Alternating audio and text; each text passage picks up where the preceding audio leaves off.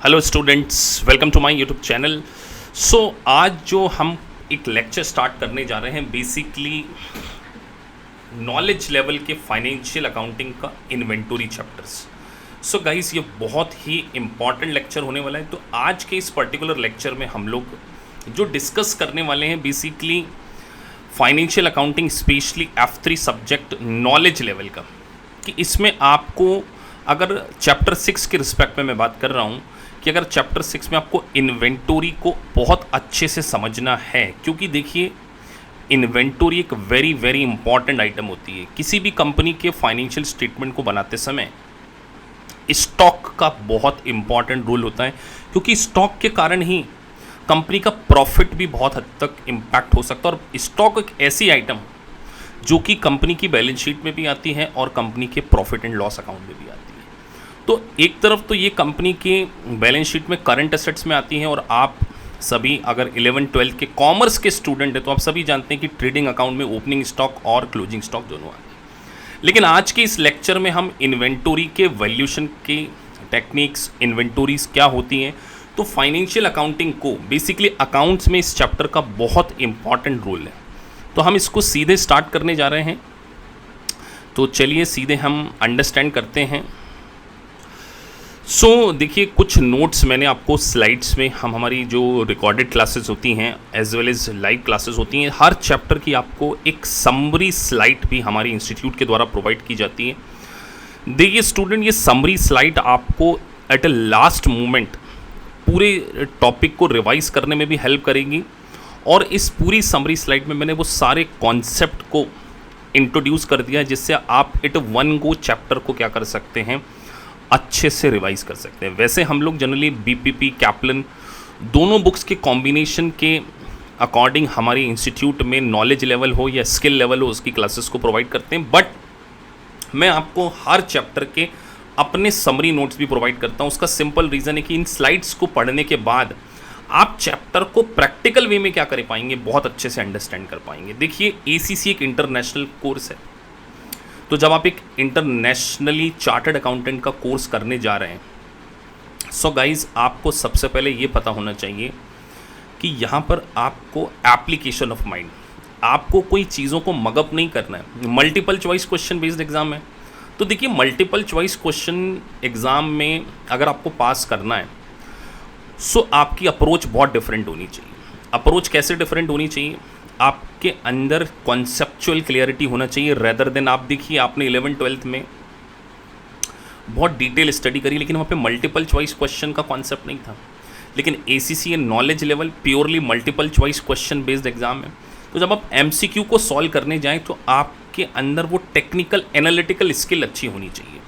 तो मैं पूरे इस लेक्चर में, जो इन्वेंटरी का फर्स्ट लेक्चर हम अभी स्टार्ट कर रहे हैं, तो इस पूरे लेक्चर में मैं आपको किस तरीके से चीज़ों को अंडरस्टैंड करना है वो भी बताऊंगा, और किस तरीके से न्यूमेरिकल क्वेश्चंस को आपको सॉल्व करना चाहिए। तो ये एक 5 to 6 आवर का टोटल लेक्चर होगा। इसका फर्स्ट पार्ट मैं यूट्यूब पे भी जनरली अपलोड कर दूंगा। जो बच्चे लाइव क्लासेस को इसको अटेंड कर रहे हैं, या जो बच्चे हमसे वीडियो लेक्चर लेते हैं, तो उनको तो पता ही है कि सारे लेक्चर्स आपको एक HD क्वालिटी में प्रॉपर अच्छे तरीके से मिलते हैं। जो बच्चे एसीसी की क्लासेस ज्वाइन करने के लिए सोच रहे हैं, वो इसको एक डेमो लेक्चर के रूप में देख सकते हैं। तो चलिए हम इन्वेंटरी वैल्यूएशन के बारे में समझ रहे हैं। तो गाइस, सबसे पहले आपको ये समझ में आना चाहिए कि इन्वेंटरी मतलब स्टॉक। एक कंपनी जो कि बिजनेस करती है, उसको स्टॉक की डेफिनेशन सबसे पहले हम ये समझें कि सर स्टॉक में किस चीज़ों को इंक्लूड किया जाता है। जैसे एग्जाम्पल के तौर पर लें, अगर मान के चलिए आप एक बिजनेस करते हैं, आपने सपोज दैट आपने फार्मास्यूटिकल का बिजनेस स्टार्ट किया। तो देखिए, एक फार्मास्यूटिकल कंपनी का अगर बिजनेस है तो मेजरली उसका काम क्या होगा, मेडिसिन को ख़रीदना, अगर वो एक ट्रेडिंग कंसर्न है। और अगर वो एक ट्रेडिंग कंसर्न नहीं है, वो मैन्युफैक्चरिंग करती है, तो वो क्या करेगी, रॉ मटेरियल बाज़ार से प्रोक्योर करेगी और उस रॉ मटेरियल के ऊपर प्रोसेसिंग करके उसको किस में बदलेगी, फिनिश गुड्स में, मेडिसिन में कन्वर्ट करेगी और उसको सेल करेगी। तो इन्वेंटरी बेसिकली जिसका प्राइम पर्पस बिजनेस में या तो उसको सेल करना हो अगर आप ट्रेडिंग करते हैं, या एक रॉ मटेरियल, उस रॉ मटेरियल के ऊपर आप प्रोसेस करने के बाद उसको कन्वर्ट करने के बाद उसको एज अ फिनिश गुड्स बेचते। तो इन्वेंटोरी में बहुत डिफरेंट इन्वेंटोरीज आती हैं। अब सर मैन्युफैक्चरिंग सेगमेंट के लिए इन्वेंटोरीज के बारे में बात करें, ट्रेडिंग कंसर्न के लिए बात करें, तो ये सारी बातों का आंसर इस पूरे आज के लेक्चर में आपको मिल जाएगा। और उसकी वैल्यूशन की टेक्निक जैसे फीफो, लीफो, फिर हम perpetual system, cost of goods sold, क्या डिफरेंस होता है परपेचुअल और पीरियोडिक सिस्टम में, और एक स्टॉक का अगर सही तरीके से वैल्यूशन नहीं किया जाए, अगर उसके वैल्यूशन में क्या क्या चीज़ें शामिल हो सकती है, वो सारी बातें हम समझने वाले हैं। तो सबसे पहले हम डेफिनेशन के थ्रू समझेंगे कि डेफिनेशन जो है बेसिकली इन्वेंटोरी की डेफिनेशन क्या है। सबसे पहले अगर डेफिनेशन देखा जाए एज पर IAS 2, तो इंटरनेशनल अकाउंटिंग स्टैंडर्ड 2 गवर्न करता है इन्वेंटोरी वैल्यूशन को। अब देखिए, बीइंग ए नॉलेज लेवल के स्टूडेंट, कई बार आपको ये नहीं पता होगा कि अकाउंटिंग स्टैंडर्ड, देखिए वर्ल्ड जो है ना एक बाइलिंगुअल अकाउंटिंग वर्ल्ड है। जितनी भी वर्ल्ड में अकाउंटिंग होती है ना, वो दो प्रिंसिपल के बेसिस पे होती है। एक होता है US गैप के बेसिस पे, जो कि US की कंपनीज अडॉप्ट करती हैं, और एक होता है IFRS international financial reporting standard, जिसकी की सेटिंग बॉडी IAS। तो इंटरनेशनल अकाउंटिंग स्टैंडर्ड के द्वारा सेट किया गया है अकाउंटिंग स्टैंडर्ड IAS 2, जिसके बेसिस पर इन्वेंटोरी का क्या होता है, पूरा वैल्यूशन होता है। तो हम इन्वेंटोरी के वैल्यूशन को IAS 2 के अकॉर्डिंग समझने वाले हैं। उसके पहले हम ये समझें कि डेफिनेशन ऑफ इन्वेंटोरी क्या है। आप देखें, इन्वेंटोरीज आर द एसेट। अब ये एक एसेट है, और आप ए पॉइंट में अगर नोटिस करेंगे लिखा held for sale in the ordinary course of business, और क्या लिखा है, ऑर्डिनरी कोर्स ऑफ बिजनेस। मतलब हमारा मेन काम, मेजर एक्टिविटी ही उसको खरीद के बेचना होता है। आप सोचिए, आपने एक फर्नीचर खरीदा, आप एक फर्नीचर खरीद के लेकर आए, तो क्या वो फर्नीचर को खरीदने का जो ऑब्जेक्ट है बच्चों, क्या उसको आप बेचने वाले इन फ्यूचर? नहीं बेचने वाले सर, हम तो उसको बिजनेस में यूज़ करने वाले।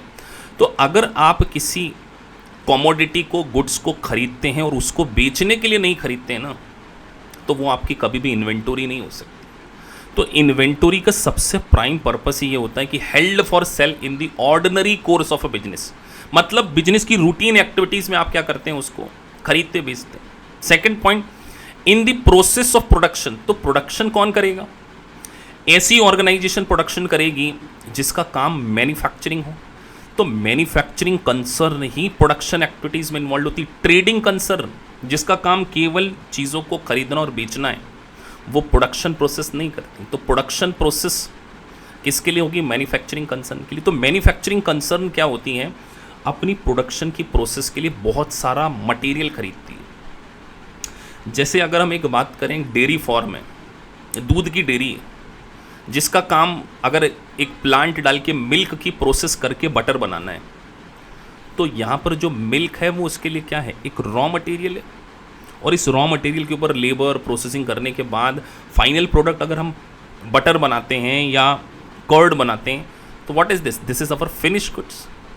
तो एक बात आपको ध्यान रखना है कि जो ऑर्गेनाइजेशन है जिसका मेन पर्पस गुड्स के ऊपर प्रोसेस करना है, और प्रोसेस करके अगर वो प्रोडक्शन प्रोसेस के लिए जो भी रॉ मटेरियल खरीदती है, तो जैसे मैंने आपको डेयरी फार्म का बताया, इसी तरीके से अगर एक फार्मास्यूटिकल कंपनीज हैं, तो जो भी वो रॉ मटेरियल खरीदती है और उस रॉ मटेरियल के ऊपर प्रोसेस करके वो क्या बनाती हैं? फिनिश गुड्स बनाती हैं। तीसरा, in the form of material और supply to be consumed in the production process और in rendering of a service. Sir, rendering of a service के लिए भी स्टॉक हो सकता है क्या?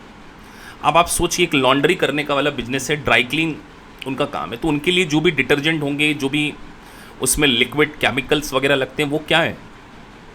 वो उनके लिए इन्वेंटोरी है। एक ब्यूटी पार्लर ऑर्गेनाइजेशन है, ब्यूटी पार्लर है, तो ब्यूटी पार्लर एक है, तो उनके पास जो कॉस्मेटिक्स हैं, जो ब्यूटी ट्रीटमेंट के लिए जो भी उनको पाउडर, क्रीम्स वगैरह लगती है, वो सब क्या है? उनके लिए इन्वेंटोरी है।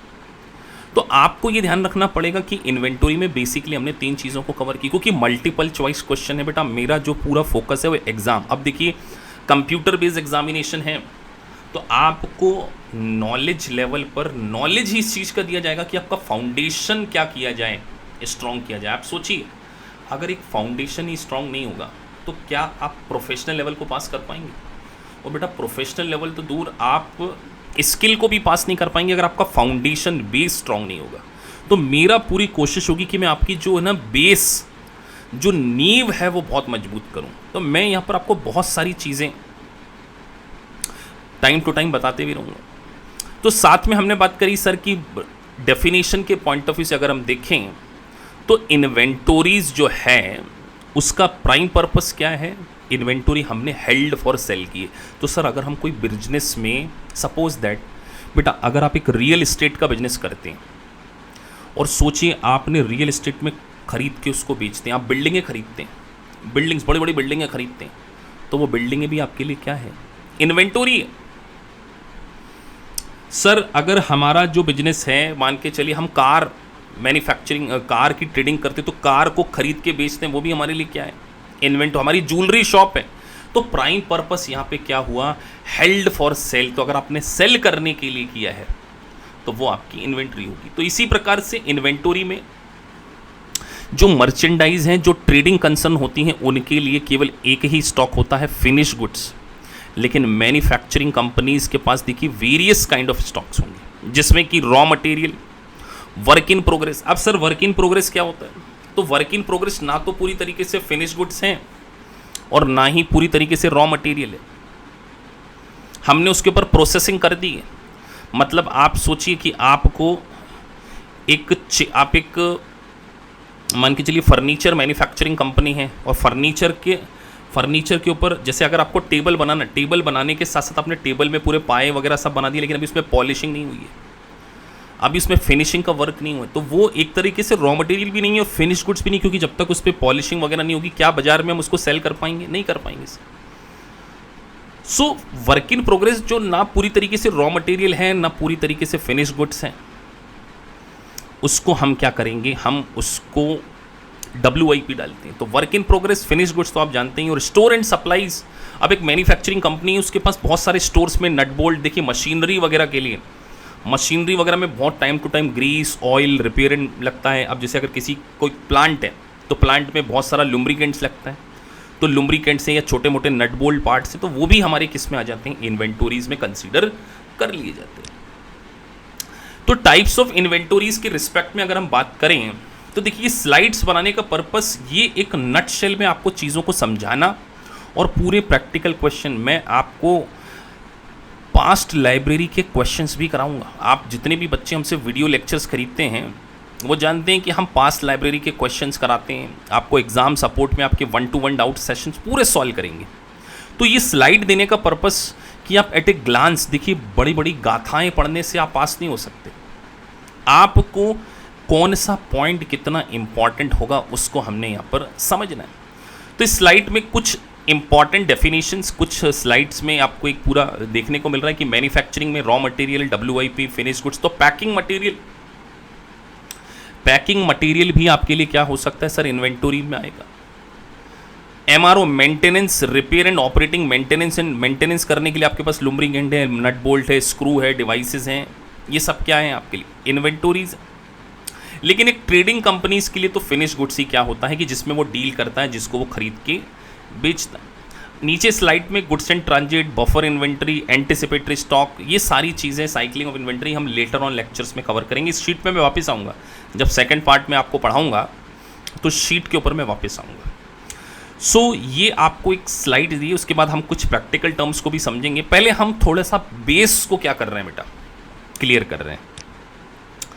अब एक बहुत इंपॉर्टेंट चीज, as per IS 2 international accounting standard, inventory की वैल्यूएशन के बारे में बात करता है। तो अब मैं सीधे आपको नोट्स मतलब राइटिंग पैड की ओर ले चल रहा हूँ, जिसमें कि हम थोड़ा सा लिखेंगे एक्सेल शीट में। देखिए आपको है ना कंप्यूटर पे प्रैक्टिस होना चाहिए बेटा। देखिए एक्सेल पे मेरा पर्पस लिखने का सिंपल यही है, क्योंकि ये एग्ज़ाम आने वाले समय में, अभी CBA में कंप्यूटर बेस्ड एग्जामिनेशन, तो आपकी एक्सेल बहुत स्ट्रांग होनी चाहिए। इसीलिए जो बच्चे मुझसे लाइव क्लासेस भी लेते हैं, हमसे लाइव क्लासेस भी बहुत सारे स्टूडेंट्स लेते हैं, तो हम उनको यही बोलते हैं कि आप अपने लैपटॉप पे एक्सेल पे जितना कोशिश करो या वर्ड पे टाइप करके जितना कोशिश करेंगे ना, उतना आपके लिए भी अच्छा होगा।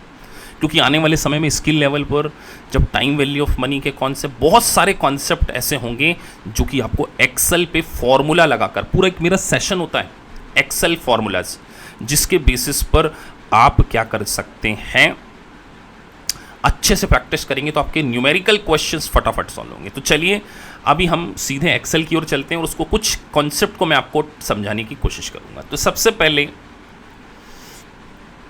हम बात कर रहे हैं कि सर कॉस्ट ऑफ इन्वेंट्री। अगर हमारी इस शीट में देखें तो हमने बात करी कि इन्वेंटरी की कॉस्ट में क्या क्या कंसीडर करते हैं, कॉस्ट ऑफ इन्वेंटरी। तो देखिए कॉस्ट ऑफ इन्वेंटरी अगर आपको हम बात करें तो जैसे मान के चलिए सबसे पहले आपने रॉ मटेरियल, अगर कोई गुड्स खरीदा है, गुड्स को बाय किया है, तो गुड्स को बाय करने के लिए कहीं ना कहीं आपने परचेस प्राइस तो उसकी आई जाएगी जो डायरेक्टली है। लेकिन एज पर IAS 2 अगर आप किसी गुड्स को उसकी प्रेजेंट लोकेशन एंड कंडीशन में लाने तक के सारे खर्चे हमें उस गुड्स की कॉस्ट में जोड़ देना चाहिए। मैं क्या बोल रहा हूं, all the expenditure which is necessary to bringing the goods at their present location and condition.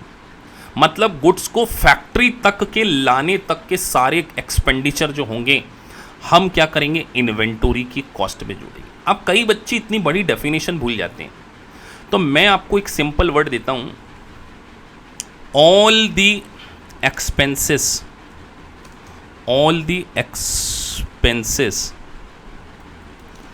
जो कि किससे रिलेटेड हो, या तो वो परचेज से रिलेटेड हो, किससे रिलेटेड हो, फर्स्ट परचेज से रिलेटेड हो।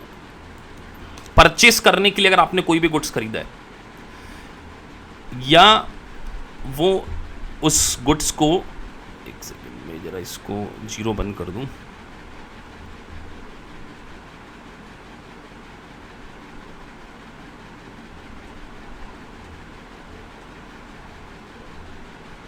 परचेस करने से रिलेटेड हो, या वो गुड्स को फैक्ट्री तक लाने में लगते हो। मतलब परचेस कर लिया सर और उसको फैक्ट्री, परचेस से हमारी वेयर हाउस तक लाने तक के खर्चे। तो अगर हम बात करें गुड्स को गुड्स इनवर्ड से रिलेटेड एक्सपेंडिचर, वो भी हम क्या करेंगे, कैपिटलाइज करेंगे। सर गुड्स इनवर्ड करने से रिलेटेड कौन कौन से एक्सपेंडिचर होते हैं, सोचिए।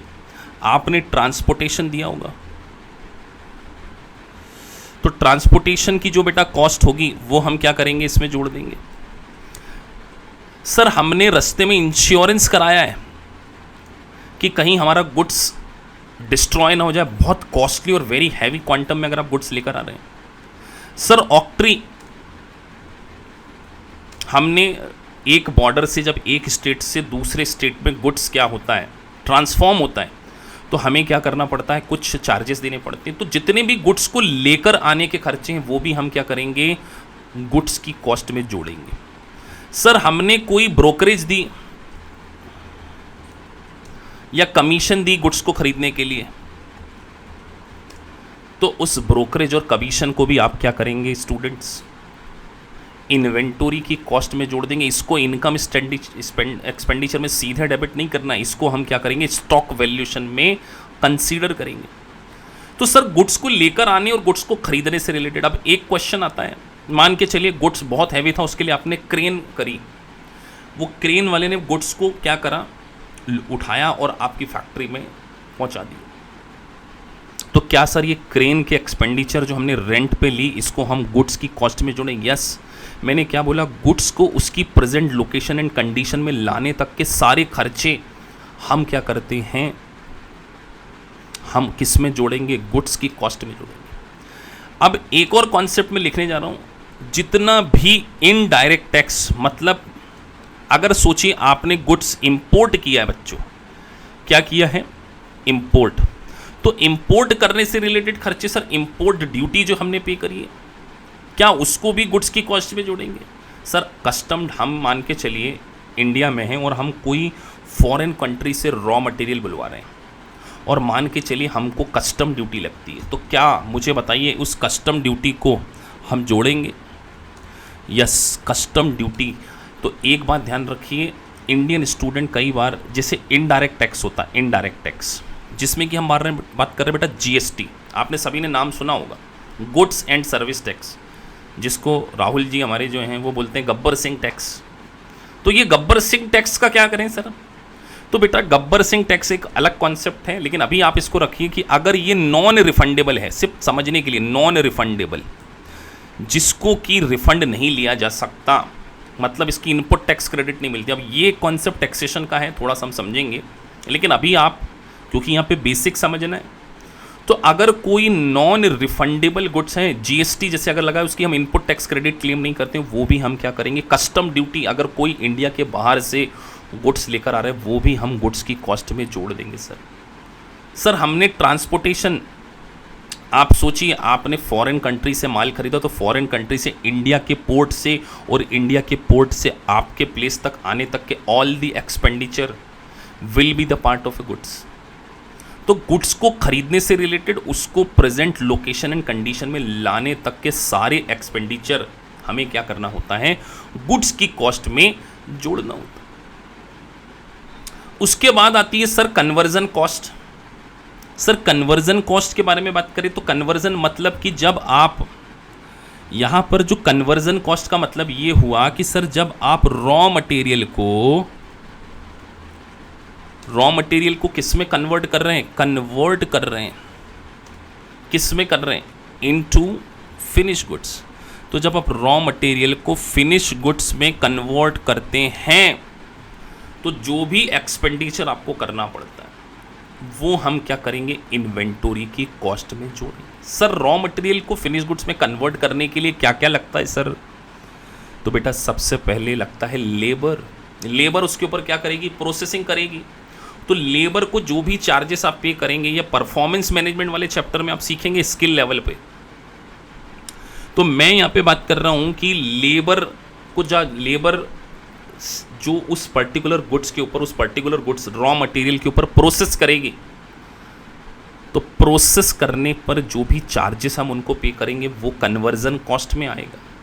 सर उसके अलावा भी कोई प्रोसेसिंग, कोई ओवरहेड लग सकते हैं, फैक्ट्री में बहुत सारे खर्चे लगते हैं, तो फैक्ट्री में जितने भी एक्सपेंडिचर लग रहे हैं सर, फैक्ट्री में और क्या लगता है बेटा, फैक्ट्री में लगता है पावर चलेगा, फैक्ट्री का पावर चलेगा तो वो गुड्स की मैन्युफैक्चरिंग कॉस्ट में क्या है, जोड़ा जाएगा। सर मशीन चलती है और मशीन में हमारा ऑयल लगता है, तो वो ऑयल किस लिए लग रहा है, मशीन चलने के लिए। और मशीन क्यों चल रही है, क्योंकि वो गुड्स का, तो मैन्युफैक्चरिंग कंपनीज में हमें कॉस्ट ऑफ गुड्स मैन्युफैक्चर का कैलकुलेशन एक कॉस्ट शीट बनाने वाले टॉपिक्स में हम समझेंगे। तो अभी हमें सर ये समझना है कि सर नट शेल में मैं यहाँ पर एक वर्ड लिखने जा रहा हूँ कि इन्वेंटरी में क्या क्या शामिल होगा। बड़े ध्यान से समझना, आपको कभी कंफ्यूजन नहीं होगा बेटा। इन्वेंटरी की कॉस्ट में हम दो चीज़ें जोड़ देंगे, इजिकल टू एक तो परचेस से related expenditure plus production related, मतलब हर वो खर्चा जिसका कि परचेस और प्रोडक्शन से रिलेवेंस है वही आपका क्या होगा, जिसका कि परचेस और प्रोडक्शन से रिलेटेड है वो इन्वेंटरी की कॉस्ट में। तो सर अगर मान के चलिए मैंने मेरे सेल्समैन को कमीशन दी, कितनी कमीशन दी, तो बताइए क्या वो इन्वेंटरी की कॉस्ट में शामिल होगा बेटा? बिल्कुल शामिल नहीं होगा सर। क्यों शामिल होना चाहिए? क्योंकि वो माल को प्रोडक्शन करने से रिलेटेड नहीं है, वो तो माल को बेचने से रिलेटेड। तो सेल्समैन को कमीशन कभी भी इन्वेंटरी की कॉस्ट में नहीं आएगी।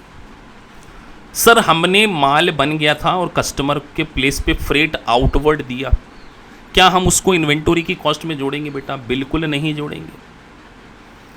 इसीलिए नहीं जोड़ेंगे क्योंकि वो माल को बनाने से रिलेटेड नहीं। तो कन्वर्जन कॉस्ट में ऐसी कॉस्ट आती है जो कि गुड्स को प्रोसेस करने में, गुड्स को बनाने में यूज आती है। तो इन्वेंटरी की कॉस्ट में ये येलो अक्षर में, ये येलो दिख रहा है ना आपको, येलो डर्टी फेलो, इसको याद रख लीजिए। Purchase related expenses plus production से related expenditure is equal to inventory cost होती। बस सर माल को लेकर आने से रिलेटेड और माल को बनाने से रिलेटेड, और जब एक बार माल बन जाएगा ना तो सर वो फिनिश गुड्स बन चुका, उसके बाद के एक्सपेंडिचर, जैसे कि सर ऑडिट फीस दी बेटा, उसका माल बनाने से क्या लेना देना है? ऑफिस में सर एयर कंडीशनर लगा है, उसका बिल आ रहा है, उसका माल बनाने से क्या लेना देना है? तो आप ध्यान रखिए, जो माल को प्रोसेस करने से रिलेटेड, बनाने से रिलेटेड एक्सपेंडिचर, और माल को, कच्चे माल को खरीद कर लेकर आने तक के जो एक्सपेंडिचर होते हैं, वही इन्वेंटरी की कॉस्ट में क्या है, हम जोड़ते हैं। As simple is that. चलिए आगे स्लाइड। तो देखिए ये बेसिक्स, अभी बेटा मेन करिकुलम से पहले ये जो क्या बना रहे हैं हम, मैं आपका फाउंडेशन स्ट्रांग कर रहा हूँ, क्योंकि एक अच्छी इमारत, एक अच्छी बिल्डिंग स्ट्रॉन्ग फाउंडेशन के बगैर खड़ी नहीं हो सकती। इसीलिए 20-25 दिन के जो मेरे 20 वीडियो लेक्चर्स आपको जब मिलेंगे, जो नॉलेज लेवल का जो बच्चे हमसे ज्वाइन करते हैं, जो हमको 20 लेक्चर्स आपको इस तरीके के मिलेंगे जिससे आपका फाउंडेशन और भी ज़्यादा स्ट्रॉन्ग, जिसको कि हम एडवांस लेवल कॉन्सेप्ट के नाम से जानते हैं। और ये एडवांस लेवल कॉन्सेप्ट आपको, आपका नॉलेज लेवल नहीं, स्किल लेवल हो, उसको भी पास करने में हेल्प करेंगे। चलिए तो आगे बढ़ते हैं।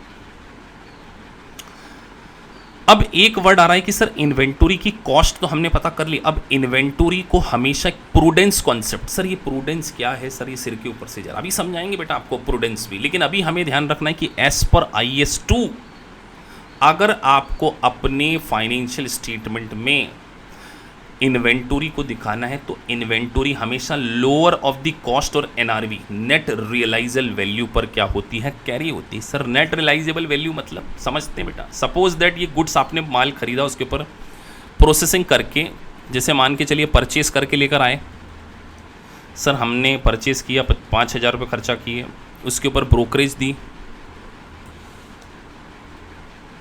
1,000 रुपये ब्रोकरेज दी, और मान के चलिए लेबर एंड अदर एक्सपेंडिचर, बड़े ध्यान से समझना बेटा, ये बहुत इंपॉर्टेंट टर्म है, अदर एक्सपेंडिचर,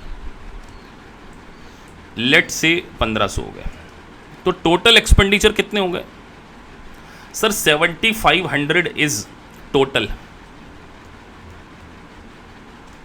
7,500 हमारा टोटल हो गया एक्सपेंडिचर।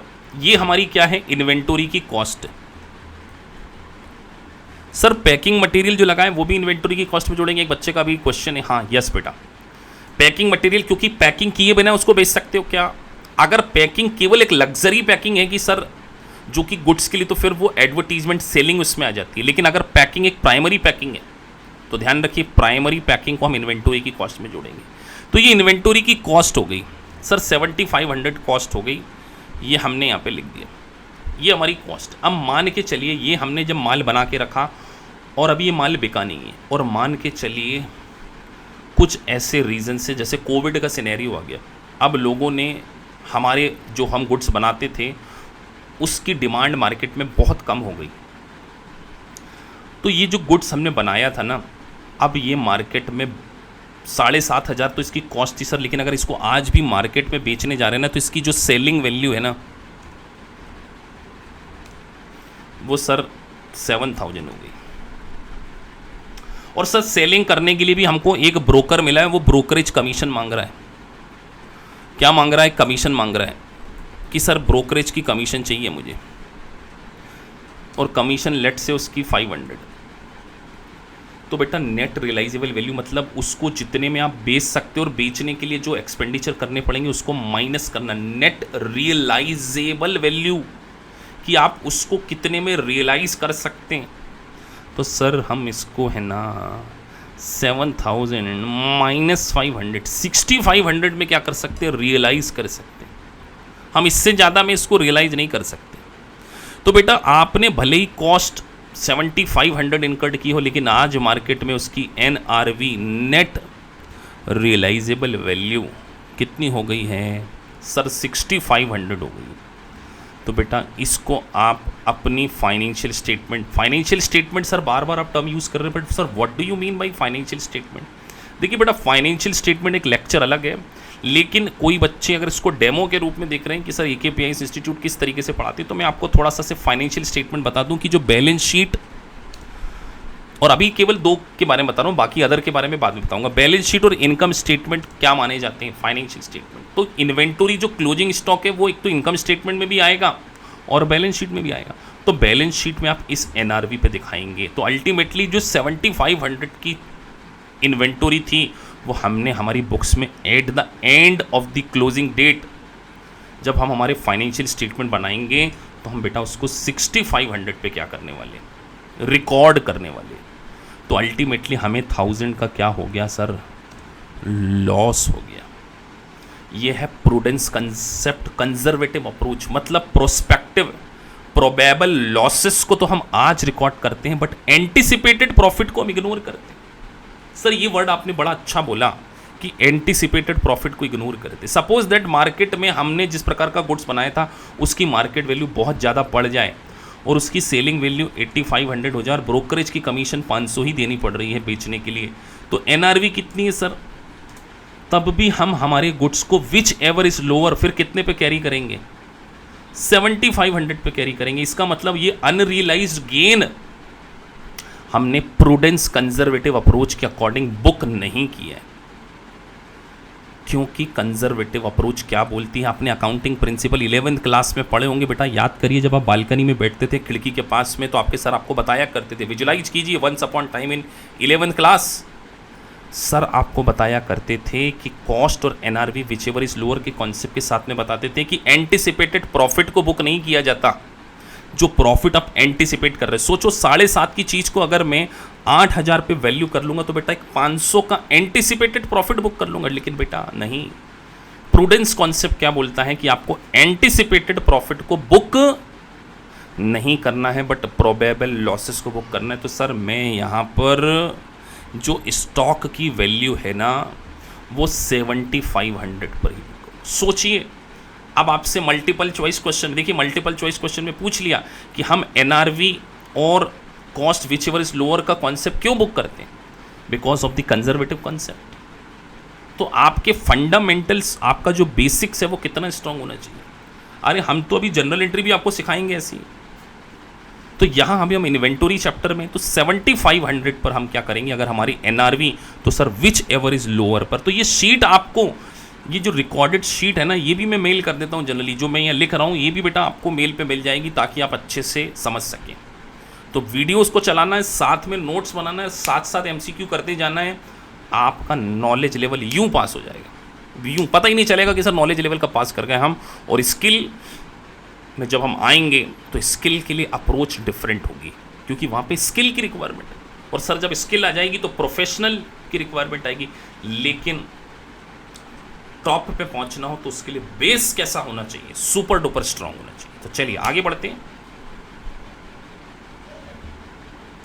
अब हम बेटा इन्वेंटरी के कुछ टाइप्स के बारे में बात कर रहे हैं कि टाइप ऑफ इन्वेंटरी सिस्टम, कि हमें किस तरीके से इन्वेंटरी को मेंटेन करना होता है, स्टॉक में मेंटेन करना। तो उसके पहले मैं आपको कुछ कॉन्सेप्ट समझाने वाला हूँ। ये मेथड समझाने से पहले मैं आपको एक कॉन्सेप्ट समझाने वाला हूँ, sir cost of goods sold क्या होता है, तभी हम इस कॉन्सेप्ट को अच्छे से समझेंगे, है ना। चलिए तो हम चलते हैं आगे।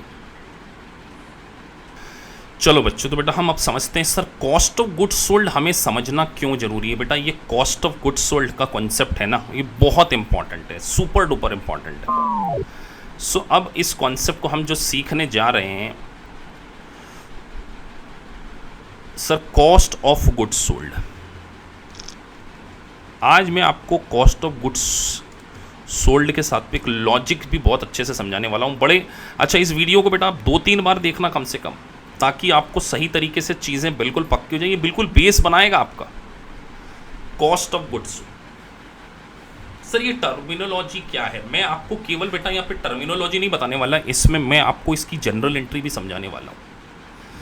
कॉस्ट ऑफ गुड्स सोल्ड का मतलब होता है कि जो गुड्स आपने खरीदा था उसको बेच दिया, तो बेचने तक की टोटल कॉस्ट। मतलब आप यहां पर बात कर रहे हैं, मैंने स्पेलिंग थोड़ी सी गलत लिख दी है, फिर से लिख देते हैं, कॉस्ट ऑफ गुड्स सोल्ड। सो मैं ये बात कर रहा हूं कि जो माल बेचा है उसकी लागत क्या है सर, उसकी कॉस्ट क्या है। सर ये क्यों जरूरी है जानना। बेटा अगर आपने आप सोचो आप ये शर्ट का बिजनेस करते हो और आपने सपोज दैट ये शर्ट को 1000 रुपीज में सेल कर दिया, आपको सेलिंग प्राइस पता है, लेकिन अगर इसकी सही कॉस्ट नहीं पता है तो क्या कंपनी का सही प्रॉफिट आप डिटरमाइन कर पाएंगे। तो कॉस्ट ऑफ गुड्स को सही निकालते आना भी बहुत ज़रूरी है। तो हम एक सेकंड पार्ट है, ये तो फर्स्ट पार्ट है इस इन्वेंट्री का, ऐसे 6 से 7 पार्ट हैं, 7 से 8 पार्ट है टोटल इसमें। तो अब हम आपको है ना कॉस्ट शीट भी समझाएंगे, लेकिन अभी हम आपको थोड़ा सा कम नॉलेज दे रहे हैं बेटा, क्योंकि ना पहले थोड़े बेसिक कॉन्सेप्ट आपके सामने स्ट्रॉन्ग कर दूं। तो सर अगर मुझे पता होगा कि कॉस्ट 700 है, तो तभी तो मैं पता कर पाऊंगा कि मेरे मेन बिजनेस में मुझे कितना प्रॉफिट हो रहा है। तो प्रॉफिट भी बेटा 2 प्रकार के होते हैं, एक होता ऑपरेटिंग प्रॉफिट और एक टोटल प्रॉफिट। अगर मैं मेरी सही कॉस्ट ऑफ गुड्स सोल्ड को डिटरमाइन नहीं कर पाऊंगा, तो मैं कभी भी अपने ऑपरेटिंग मेन बिजनेस से मुझे कितना प्रॉफिट, इस मेन बिजनेस से मुझे एक शर्ट को बेचने में 300 का प्रॉफिट हो रहा है, ये तो मैंने पता कर लिया, 300 का प्रॉफिट हो रहा है सर। लेकिन अगर मान के चलो ये होता कि इसकी कॉस्ट 1200 होती, और तो यहाँ मुझे सर यहाँ तो 300 का लॉस हो गया, और मान के चलो मैं शेयर मार्केट में मुझे कहीं से प्रॉफिट हो गया 1000 का, तो मेरा प्रॉफिट एंड लॉस अकाउंट तो क्या बता रहा है कि मुझे 700 का प्रॉफिट हुआ है।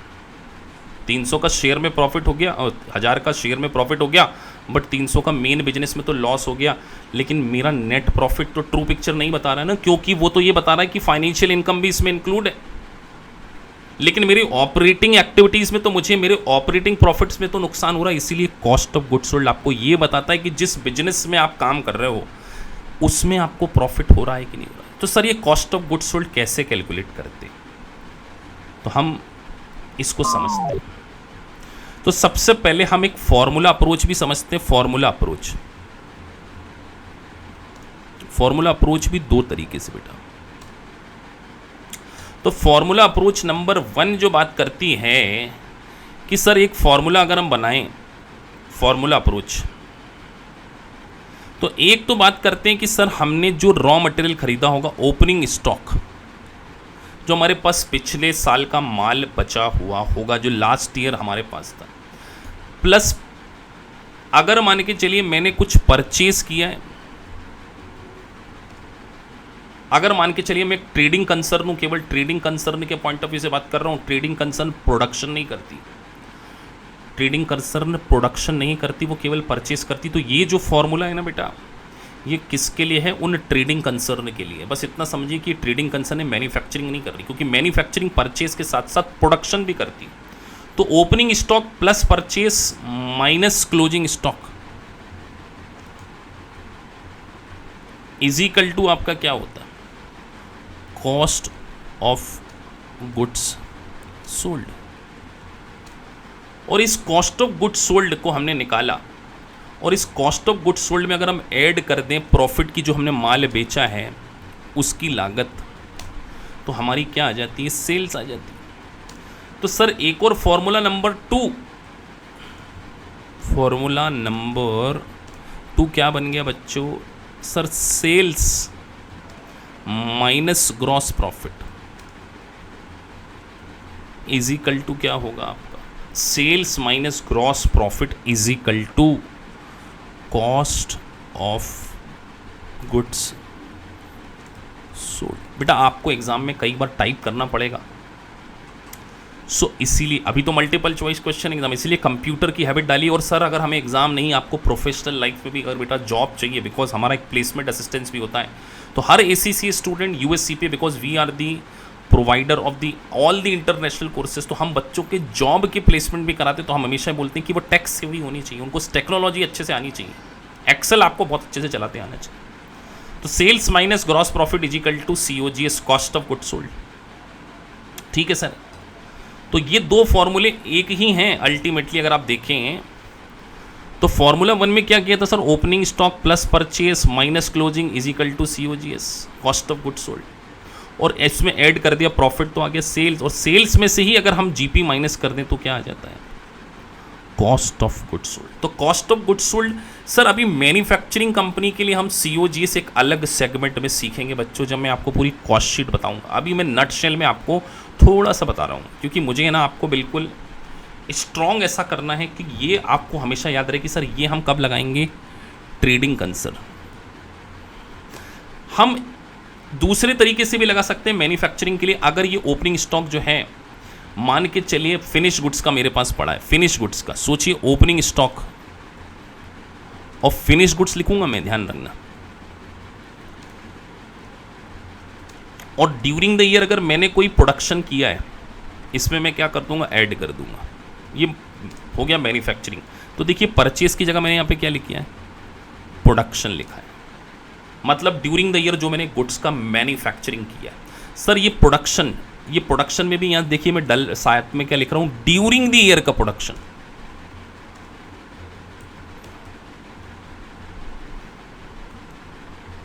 ड्यूरिंग द ईयर का प्रोडक्शन, तो आपने जो ड्यूरिंग द ईयर प्रोडक्शन किया है आपने उसको इसमें क्या कर दिया, प्लस कर दिया सर। तो मेरे पास सोचिए लास्ट ईयर का जो कोई फिनिश गुड्स था वो 10,000 का पड़ा था, मैंने 50,000 का प्रोडक्शन ड्यूरिंग द ईयर।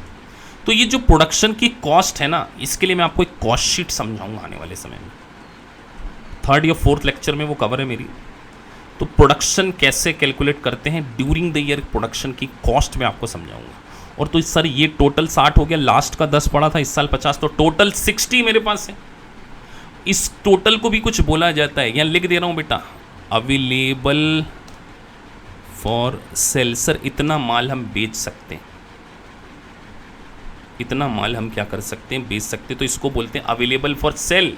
तो सर 60,000 हमारे पास क्या है, बेचने के लिए पड़ा हुआ है, और उसमें से अगर मैं लेस कर दूं क्लोजिंग स्टॉक। अच्छा ये कलरफुल बनाने का इसलिए कि ताकि आपको याद रहे कि सर ने वो ग्रीन किया था। तो closing stock of finish goods,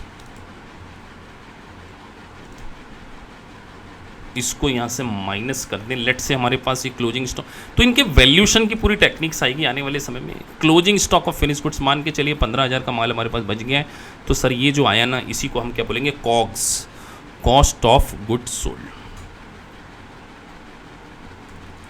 तो यहाँ देखिए मैंने प्रोडक्शन लिखा है और वहाँ मैंने क्या लिखा, तो ये एक मैन्युफैक्चरिंग कंपनी के लिए है और वो किसके लिए है, एक ट्रेडिंग कंसर्न। उसके साथ साथ हमने एक फॉर्मूला और लिखा कि sir cost of goods sold, sales minus gross profit is equal to cost of goods sold. अब मैं आपको है ना एक बहुत इंपॉर्टेंट फॉर्मूला समझाने जा रहा हूँ। इसके लिए मैं पहले इसको डिलीट कर रहा हूँ, डिलीट तो रिकॉर्डेड हो चुका है तो आपको तो हमेशा दिखेगा। सर हम बात कर रहे हैं, एक सिंपल सा फॉर्मूला लिख रहे हैं, कॉस्ट प्लस प्रॉफिट। अब आप समझ गए होंगे sir cost plus profit is equal to sales होता है, ये मैंने लिख दिया।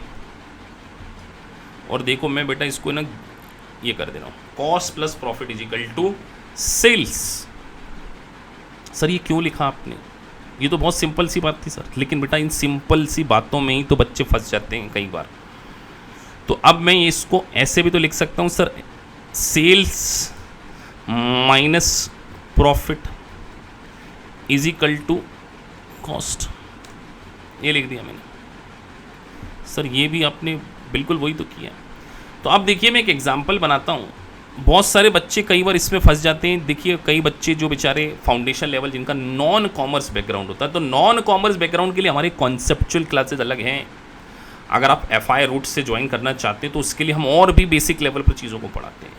तो कई नॉलेज वाले स्टूडेंट जिनका बेसिक्स थोड़ा सा स्ट्रांग नहीं होता, मैं उनसे रिक्वेस्ट करता हूँ कि हमारी एक बेसिक्स क्लासेस अलग से चलती हैं, जिसमें आपको जनरल एंट्रीज, बैलेंस शीट, ये छोटे छोटे कॉन्सेप्ट और भी डिटेल में कवर करते हैं। तो एग्जाम्पल हम बात कर रहे हैं, हाँ तो हम क्या बोल रहे थे, एग्जाम्पल चलिए मान के चलिए आपके पास सेल्स गिवन है गाइस, 75,000 आपकी सेल्स है, और मान के चलिए आपको जो ग्रॉस प्रॉफिट दिया गया है वो सेल्स के ऊपर नहीं दिया गया, वो दिया है 20% ऑन कॉस्ट। तो कई लोग तो इसको रट लेते हैं सर कि अगर 20% मतलब 1/5 ऑन कॉस्ट है तो सेल उससे ज़्यादा होती तो 1/6 हो जाएगा। लेकिन हम रटने वाली बात नहीं करेंगे, हम पहले इसके लॉजिक को समझें। अगर कॉस्ट पे 20% है तो सेल्स पे लोग बोलते हैं कि अगर 1/5 है तो सेल्स पे 1/6 हो जाएगा, लेकिन हम इसको फॉर्मूले में रखते हैं, क्योंकि अगर एग्जाम में उन्होंने 33.95% दे दिया तब क्या करोगे, तब कहाँ से रटोगे। उन्होंने बोल दिया 26%, 26% दे दिया, 24.5% दे दिया, तब क्या करेंगे, तब ये फॉर्मूला ही काम आएगा। तो सर आपने लिखा हमें पता क्या करना है, हमें यहाँ पे बेटा कॉस्ट को पता करना है कि सर कॉस्ट कितनी होगी। तो कॉस्ट को पता करना है तो सर फॉर्मूले में लिख देते हैं, हमारे पास सेल्स, अगर सेल्स में से प्रॉफिट माइनस कर दें, हमने लिखा ना sales minus profit is equal to cost. तो बेटा यहाँ पे सेल्स क्वेश्चन में गिवन है सर, कितनी गिवन है 75,000, लेकिन सर प्रॉफिट जो है ना वो कॉस्ट पे, तो कॉस्ट नहीं गिवन है तो कॉस्ट को x मान लें, तो x का 20% 20x is equal to x, ये हो गया। अब क्या करें सर, अब बेटा आप सॉल्व कर लीजिए इक्वेशन, 75,000 0.20 उधर चला गया तो कितना हो गया, x माइनस 0.2 कितना हो गया 0.8, तो 0.8 से डिवाइड कर दें तो सर ये x की वैल्यू आ गई। ये x हमने क्या माना था, ये हमारी क्या आई है, सॉरी मैंने, हाँ ये माइनस था, प्लस हो जाएगा बेटा, सॉरी, तो ये माइनस था उधर प्लस हो जाएगा, तो डिवाइडेड बाई 1.2, तो ये क्या आ गई हमारी कॉस्ट आ गई। और सर कॉस्ट ऑब्वियसली बात है सेल से कम होनी चाहिए, तो ये हमारी क्या आ गई, कॉस्ट आ गई। तो कॉस्ट और सेल्स का जो डिफरेंस है वो हमारा क्या है, प्रॉफिट। तो सर इसका मतलब इस 62,500 मतलब हमारा प्रॉफिट हो गया यहाँ पे 75,000 माइनस 62,500, ये हमारा प्रॉफिट। तो इस तरीके से छोटे छोटे कॉन्सेप्ट आपको क्या है क्लियर करने पड़ेंगे, then only you will be able to understand the big concept. तो हमने देखिए बिल्कुल आराम से, कोई जल्दी नहीं है बेटा, हमें इतनी जल्दी नहीं करना है, चीज़ों को एनालिसिस करके समझना है। आगे बढ़ते हैं। तो अब हमें टाइप्स ऑफ इन्वेंटरी सिस्टम में कॉन्सेप्ट को समझने वाले हैं, पीरियोडिक सिस्टम। सबसे पहले हम किसके बारे में बात करने जा रहे हैं, पीरियोडिक सिस्टम। तो पीरियोडिक सिस्टम को हमने समझना है, और उसके पहले परपेचुअल को भी समझना है। तो हम सबसे पहले पीरियोडिक सिस्टम को समझ लेते हैं बिल्कुल लॉजिक से, फिर वो शीट में आएंगे हम। पीरियोडिक सिस्टम में क्या होता है, आप डेली स्टॉक मेंटेन नहीं करते, मतलब आप क्या करते हैं, एक ईयर के एंड पे जाते हैं और अपने गोडाउन में फिजिकली इन्वेंटोरीज को काउंट कर लेते हैं, और उस फिजिकल इन्वेंटोरी के काउंट के बेसिस पर ही आप कॉस्ट ऑफ गुड्स सोल्ड निकालते हैं। मतलब यहां पर आपने क्या किया कि जो लास्ट ईयर आपके पास माल पड़ा हुआ था ना, उसको देखा, जो पिछले साल का आपने स्टॉक वैल्यूएशन किया होगा, तो ओपनिंग स्टॉक आपके पास पड़ा होगा, प्लस आपने जितनी भी परचेसेस की गई हैं आपके अकाउंटिंग रिकॉर्ड्स में आपको मिल जाएगा। तो स्टॉक का वैल्यूएशन करने की तो परचेस आप यहां से जोड़ देंगे, सर ये तो स्टॉक में मिल गया, प्लस आप क्या करेंगे, फिजिकल काउंट करके आएंगे और उसके बेसिस पे क्लोजिंग स्टॉक को काउंट कर लेंगे। ये होगा आपका फिजिकल वेरिफिकेशन, फिजिकल काउंटिंग। तो बेटा फिजिकल काउंटिंग करके जब आप ईयर एंड, मतलब आप हर परचेस और सेल के बेसिस पे रिकॉर्ड को मेंटेन नहीं कर रहे हैं। पीरियोडिक का क्या मतलब होता है कि आप एक पीरियड के एंड पे गए, मतलब आप सोचिए आप जनवरी में आपने बिजनेस स्टार्ट किया और 31 दिसंबर एक साल बाद सीधे फिजिकल ग्राउंड पे जाके इन्वेंटोरी को काउंट कर लिया, और सर वहाँ पर फिजिकल काउंट के बेसिस पे जो इन्वेंटोरी थी उसका हमने वैल्यूएशन कर लिया। तो वो हमारी मेथड क्या कहलाती है, पीरियोडिक सिस्टम। तो सर यहाँ पे COGS कैसे निकलेगा, opening plus purchase minus closing is equal to cost of goods sold. मतलब सर पीरियड में हम हर पीरियड, एक डिसाइडेड पीरियड के एंड पर जाकर इन्वेंटोरी को क्या करते हैं, फिजिकल काउंट करके COGS को क्या करते हैं, कैलकुलेट करते हैं। सर एक जो अगला सिस्टम है जिसका आपने नाम लिया परपेचुअल। परपेचुअल में आपके पास हर डे पर, देखिए मैंने एक वो डायग्राम भी दिया हुआ है, पहले परपेचुअल सिस्टम को हम समझें। तो परपेचुअल सिस्टम क्या बात करता है कि एवरी सेल और परचेस ट्रांजैक्शन को स्टॉक रजिस्टर में डेली रिकॉर्ड किया जाए। मतलब ऐसा सोचो कि आपने एक 100 यूनिट खरीदी, सर कितने की खरीदी, 10 रुपये की, तो आपका स्टॉक का वैल्यूएशन, ये हमने खरीदी 1 जनवरी को, ये हम यहाँ ले लेते हैं 1 जनवरी को हमने खरीदी। सर हमने 2 जनवरी को फिर खरीदी, तो इसको भी हम क्या करेंगे, सर 2 जनवरी को आपने फिर यूनिट खरीदी 200, तो सर कितनी हो गई यूनिट, 200 खरीदी 10 रुपये के हिसाब से, तो सर हमारे पास टोटल यूनिट हो गई 300 और 300 यूनिट हो गई, ये हमारी टोटल यूनिट। तो तो आपने 2 जनवरी को जो परचेस किया उसको भी लिखा, पीरियड पे नहीं, आप डेली काउंटिंग कर रहे हैं। तो जब आप डेली स्टॉक मेंटेन करते हैं तो सर ये 300 यूनिट मेरे पास 10 रुपये के हिसाब से पड़ी है 3000। सर हमने 3 जनवरी को बेच दिया, 3 जनवरी को बेच दिया, कितना बेच दिया सर? हमने 50 यूनिट को बेच दिया, तो यहाँ से माइनस कर दो सर, कितनी बची अब यूनिट? तो आपके पास कितनी बेच दी सर हमने? ये माइनस का निशान ले लिया था मैंने सर, 50 यूनिट हमने सोल्ड कर दी। तो बच्चों कितनी बची आपके पास? ये 300 थी, 300 में से 50 गई तो 250 यूनिट बची, और 10 रुपये के हिसाब से थी तो वो 2500 बने। तो आपके पास हर स्टॉक का इनवर्ड और आउटवर्ड का पूरा रिकॉर्ड होता है। हम इसी को क्या बोलते हैं? परपेचुअल सिस्टम बोलते हैं बच्चों। तो देखिए डायग्राम बना हुआ है आपके पास कि जैसे मेरे पास Q यूनिट थी, Q के बाद कितनी आ गई? 3 आ गई, तो 3 और 1 4, ये Q यूनिट थी मेरे पास, एक पहले से थी, 3 और आई, तो ये परपेचुअल सिस्टम है। 3 का हिसाब रख रहा हूँ मैं, 3 और 1 4 सर, 4 में से फिर 2 बेच दी तो कितनी बच गई? तो inventory quantities are updated after each transaction. हर ट्रांजेक्शन के बाद जो है इन्वेंटोरीज को क्या किया जाता है? अपडेट किया जाता है, और हमको we know exactly how many item were sold. लेकिन बताइए क्या आप पीरियडिकल सिस्टम में, क्योंकि पीरियड में हम डेली तो रिकॉर्ड मेंटेन करते ही नहीं सर, हमने साल भर में जो ओपनिंग पड़ा था साल भर का टोटल हमने परचेस किया उसको जोड़ दिया, और जो टोटल सेल किया उसको माइनस कर लिया। तो सर परपेचुअल में हमें डेली पता नहीं चलेगा, परपेचुअल में हमें डेली नहीं पता, सॉरी पीरियोडिक में हमें डेली स्टॉक की पोजीशन नहीं होगी, लेकिन परपेचुअल में हमें एवरी डे के मूवमेंट के बारे में क्या मिलेगी? जानकारी मिलेगी कि सर हमारे पास किस डे का, मतलब हमारे पास cost of goods sold every day हमारे पास क्या होगी? अवेलेबल होगी।